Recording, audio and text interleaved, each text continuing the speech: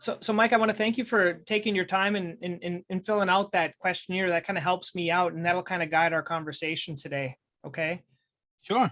And basically my whole thought is, you're an entrepreneur. You have, how many of these places do you have now? These kind of clubs or? I mean, I'm at one, but we've helped about 35 open up. Yeah. So I know I'm in a different industry. I deal with feet, but really I think marketing is marketing. And I think, you know, preparing and kind of transferring it to other people is universal. It's kind of working your butt off and using some key tools. So hopefully that's what I was hoping we could talk about. So I'll do a little intro and I'll say that you work. How do you want me to introduce you? Is it with Herbalife, or should I just, can I use that, or is there a different? Okay. Yeah. No, you can say that. Okay. Hello and welcome to Podiatry Practice Mastery. My name is Don Pelto, and today I have Mr. Mike Stanton. And Mike works with Herbalife, and he's been doing this, gosh, you're a young guy, but you've been doing this for how many years, Mike? 10 years. 10 years. So you started young, and it's kind of a family business. Your mom was in it, I think you told me. Yeah. Yep. So my mom's been in it 30 plus years. Yeah. And right out of college. Yeah. And we don't hear much about Herbalife, but you've just kind of done really good. And your whole business is helping other people do well. That's the thing. You help people all day long. So let's start, and tell me a little bit about your story and how you got into it and what it's done for you, this Sure. business. Yeah, sure. So, appreciate you having me on. It had been a while since the last time we talked, but I came into the office and, like we kind of speak the same language as far as interest in people's success and wanting to help others and the whole thing. So, I definitely wanted to contribute when you gave me the offer. But basically, if we go back 10 years ago, right, I graduated from Bryant down in Rhode Island as a business major, and it was right after the crash. And the market was a mess. No one was really hiring. I was applying for finance jobs, which there weren't many out there. I was applying for secretary jobs, just any way to get a foot in the door.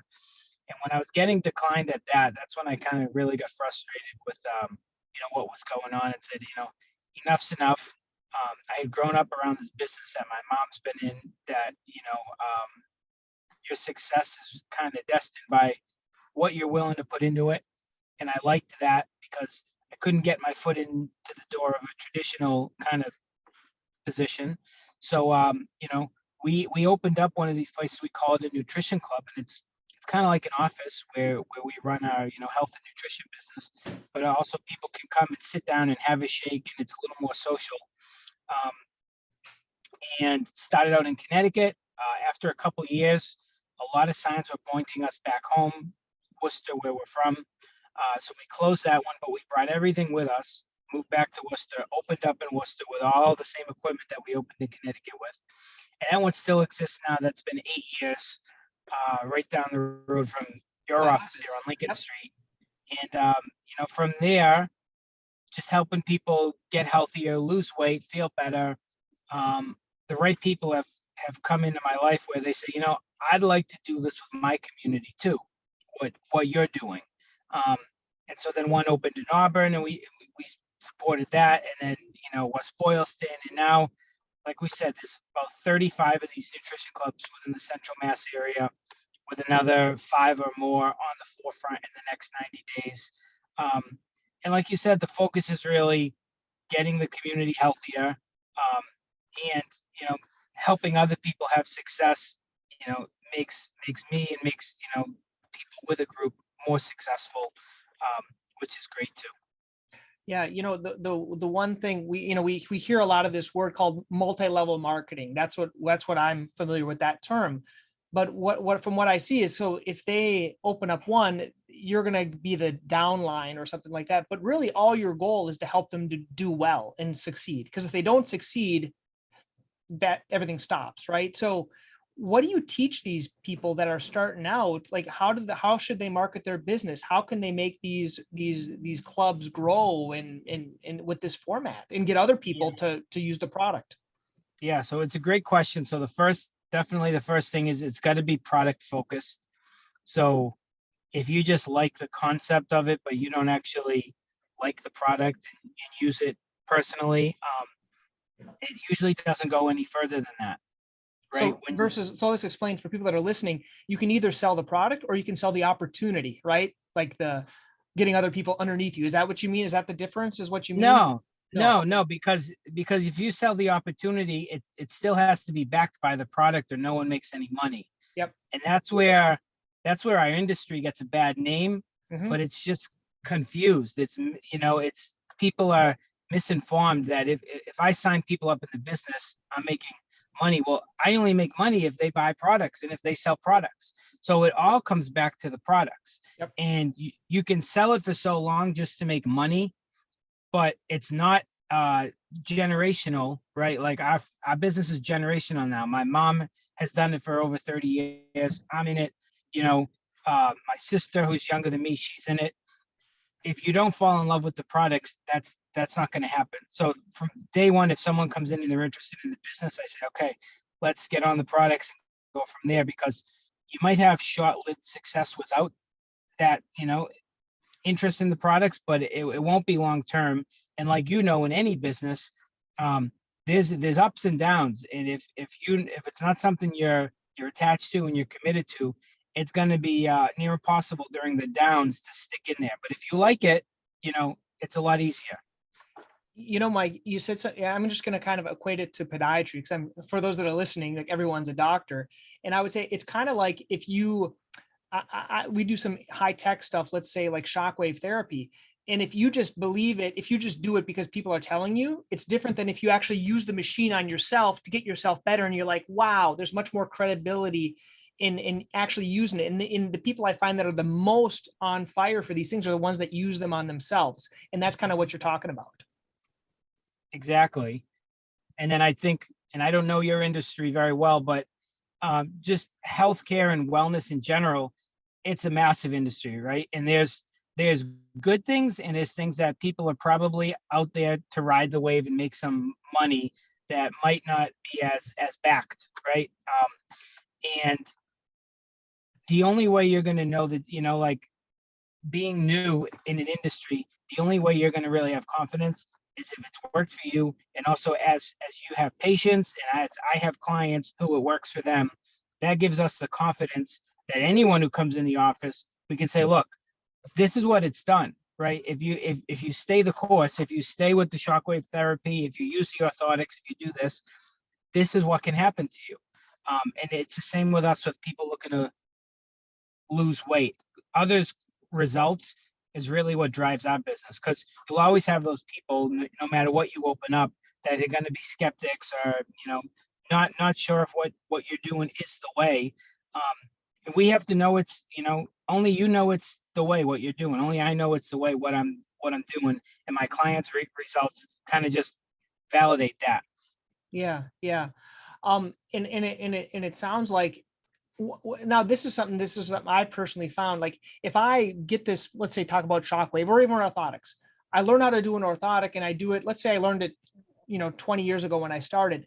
The technology has changed, and if I don't keep up with learning new things, like instead of doing plaster casts, I'm doing digital scans now.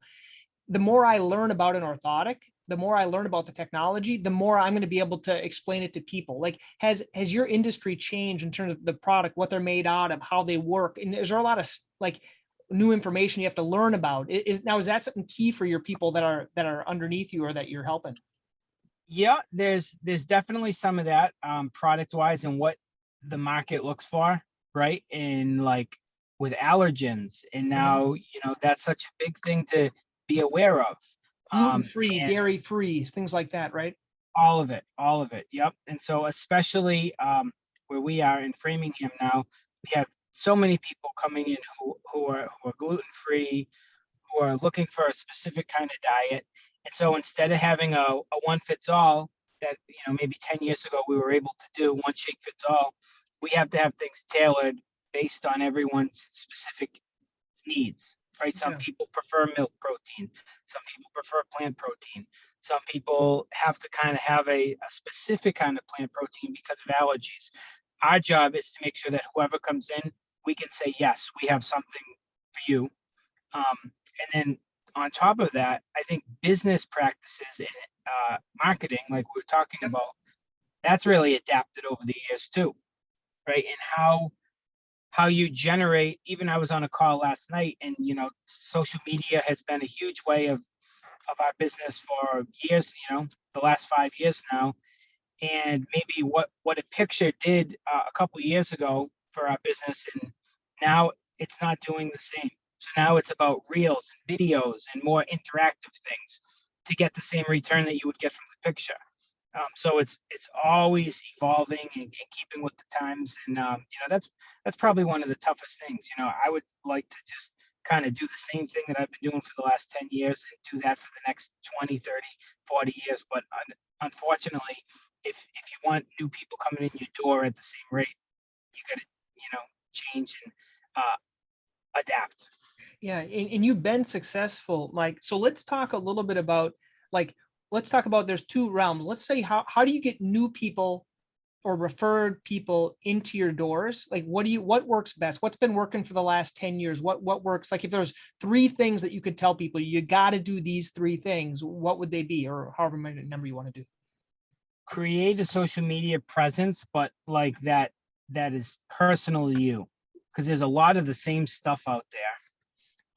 So how do you create that presence and that following, but that's personal to you, so that people are attracted to it because they say, oh, this is a relatable person versus what everyone else is doing. The generic That, stuff. Yeah. yep, that's been a huge way that we get people in the business. Now, is it about you, Mike? Is it your personality, or is it your company, or like who's what do they call it? I don't know, the star. Is it you, or is it Yeah, your wife, or who is it? so it's going to be different based on your business. I know for our business page, for it's called Hot City Health Cafe. It's either a product, like a picture of a nice shake or a nice product, or the community. So maybe a family enjoying their shake. Okay. And that's kind of all we put on there. But Okay. for personal pages, right? If someone might be marketing whatever they're doing, t-shirts, hats, any kind of business, and it's a personal page, they might more want to, it's more of a soft sell, like 80% about their personal life and their family and positivity and things that other people will be attracted to. But then they're sprinkling in their business every Yeah. now and then, right? It's not vomiting just your business. It's not 80% on your business, because then people become disinterested because there's so many people out there doing that. So I think depends on what kind of page you have as to how you market it. And then I still like to do good old fashioned, feet on the street, meeting people. Okay. I go to the grocery store. Hey, can I take that shopping cart for you? Looks like you're just about done. Yeah, sure. Thanks so much. I just opened a place right down the road. Stop in and try us out sometime. We're helping to get the community healthier. That gets a lot less people in than social media, but frankly, it's what I'm excited about doing. I have some great conversations. I meet some interesting people out there, whether they come in or not. A lot of times through networking with them, I'll get a business card or something like that, and it's just great. Over the last 10 years, I can think of so many different people who I've met at a gas station or in a parking lot or in a random interaction that are still in my business now or on the products, just because I had the courage to invite them in. I think we may have even met that way, but I think you had a business card that offered a free shake. Isn't that how Yeah. it is? We may have Yep. met that way. But I know you say social media brings more people in, but I think relationships are what keep people. They'll go in because of social media, but if they don't have an interaction with you, Mike, or one of your staff and really make friends, that's what we're hungry for right now. We can have 10, I always joke, you have 10,000 people on Facebook that are friends, but if your tire goes, no one's going to help you. What you need is, and Right. what you're selling at your location, which I think is the benefit, is you're selling those relationships. Whereas before in your industry, you're going door to door or family to family, but this, you have a kind of a meeting ground for people.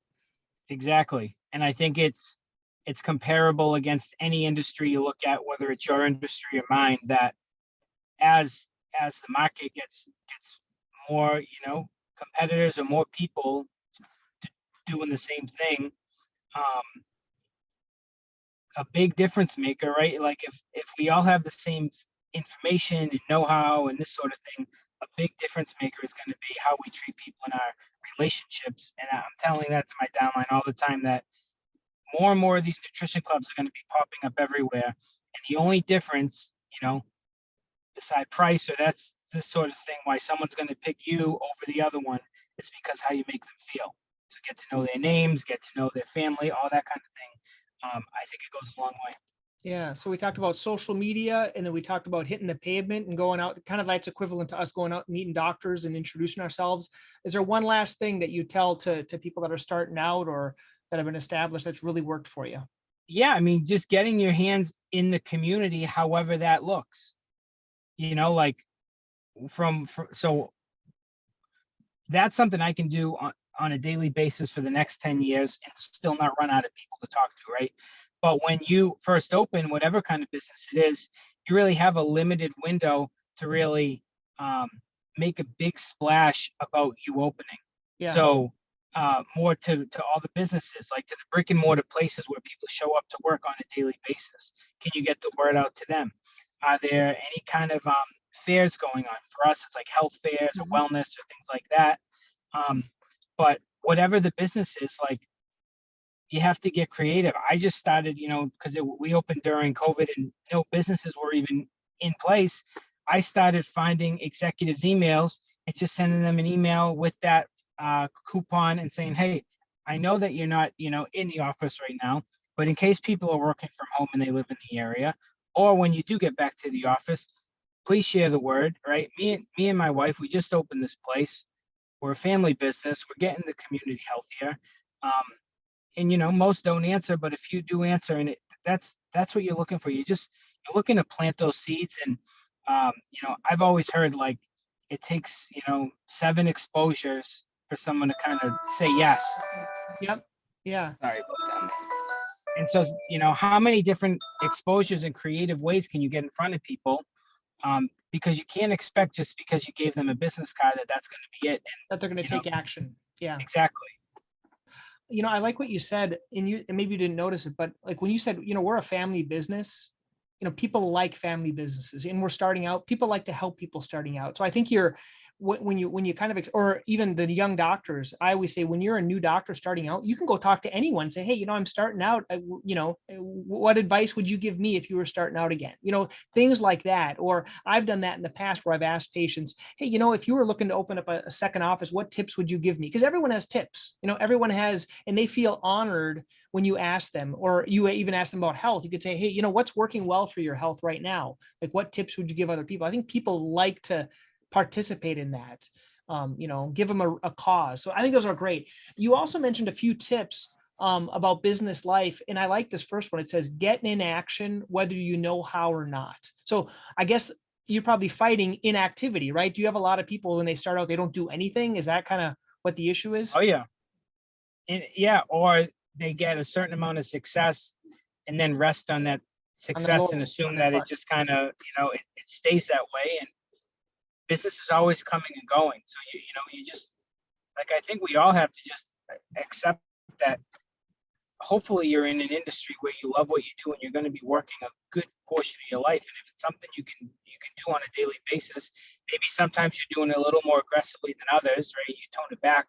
But if it's something you're just going to consistently do, and you don't get burnt out. So this is something I can do, for years and years at the rate that I'm doing it, and never, I won't get tired of it because when I just had a firefighter come in, gave it a try. He lost 9 pounds. He's doing great. He brought his mom.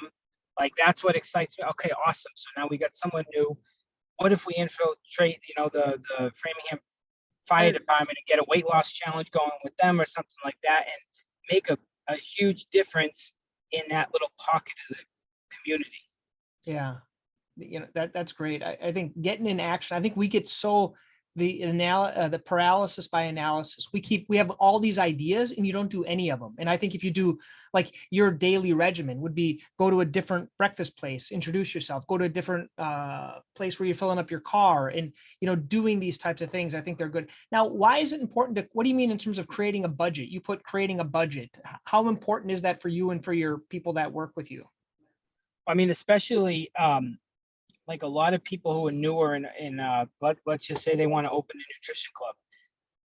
Many of them may not have a business background, right? So they're not fiscally responsible.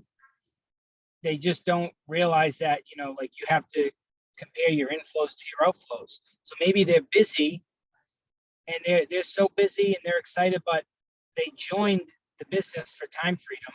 So now they've leveraged hiring just more people to work at their nutrition club so that they can have the time off and they can have the time freedom. So they're busy, but the bottom line, they're not bringing anything in because it's all going out in payroll. So it's like, the first thing when someone plans to open one of these, I say, look, I would plan that you're there for the first year at least. You don't go anywhere. This is your baby. You're there full time. If you want to bring a couple people on with you, great. Show them the ropes, but you want to be the face of this business. You're putting a lot of money. You're putting a lot of energy into it. Don't think it's something that you can, get off the ground in 90 days and then back away. Yeah, I was. So, go ahead. No, I was just going to say, like, no, payroll's only one of them. I mean, we've had things where we look at what people put in a shake and all kinds of extra ingredients and things like that. And when we look at it, we're like, look, the person's getting A, B, and C. They're not going to notice the difference whether you put C or not. And it's not like a nutritional thing that they're losing value. They're not losing nutritional value by avoiding C. They might be saving calories, but also taste-wise, they're not going to notice a difference. And it's going to save you, and give you more profit per shake. Yeah. I know I was, I think a lot of people were looking for this panacea in our business. Basically, we don't have to do anything and we get all the money. And that's not really the case. And I think someone sells people that dream, but it just doesn't work. I know Chick-fil-A, for example, I was doing some research because I really respect their company. Like, when people buy Chick-fil-A, they can't be an absent owner. They actually have to have hands in the mass, working with things and working the clients, like, not unlike a McDonald's. You can own multiple McDonald's and have it your manager. You have to have your hands in the business. And I think those are the ones that are good. But if you do want to get into like delegating or outsourcing, do you have any like tips on what types of things maybe you could delegate, or what types of tasks to kind of outsource to get more time back? If this was an interview and you ask what's an opportunity for your growth, that would certainly be it. Learning how to delegate, because we're 9 months in now.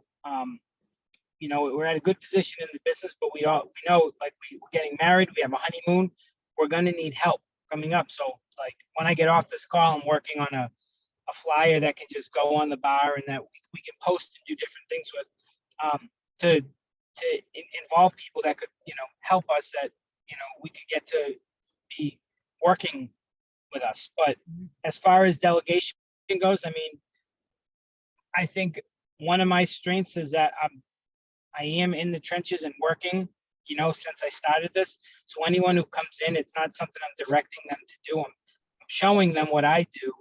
And then they're learning by example instead of me just telling them, hey, this is what you're going to go and do. I did it 5 years ago when I was in your shoes. I don't do it anymore. But this is what I did. Like, I bring them with me by the hand, and I bring them over to the grocery store, and I show them how we get people in, or I show them how to wash the blenders, or whatever the case may be. Yeah, I think having almost like mentorship where they come in, actually, because you've been successful and you just have to kind of do what I do, versus I think we're in this stage where everything is virtual. You watch this video, but to actually take action, it's have them go hand out some of your cards, teach them how to do that, get uncomfortable. Learning to be comfortable with being uncomfortable, I think, is a key that you've learned. Yeah, I think we're in definitely an information age right now, where information, it sells. Right, you can sell information for a lot of money, courses online and all kinds of different things, but the information only goes so far, because then once you're equipped with that, you have to bring it to the marketplace. And that's probably where the biggest disconnect is with people starting businesses. We just had a guy in who, opened a business and giving different tips and things like that. And shortly after, he's already closed. And I just got the sense that like he wasn't ready to roll up his sleeves. Even though we were talking about these things, he said, I know I should be doing this, but it's almost like he opened the doors hoping that the people would come in. And then when they didn't, he was let down. Yeah. I think that's a good, and you've probably seen a lot of these because most small businesses fail. So what are the biggest reasons these clubs fail? Is it in your opinion, what you observe? Is it because people aren't ready, or they're not willing to do the hard work, or they don't have enough money saved up? What are your thoughts? No, it's not the money. It's definitely that people are misinformed, that you walk into a club and it's very busy and you assume, hey, I can do this. I can get my, club that's nice and busy like this. And you may be, like you said, there might be people who are over aggressive to have their downline open up clubs because they get compensated for it.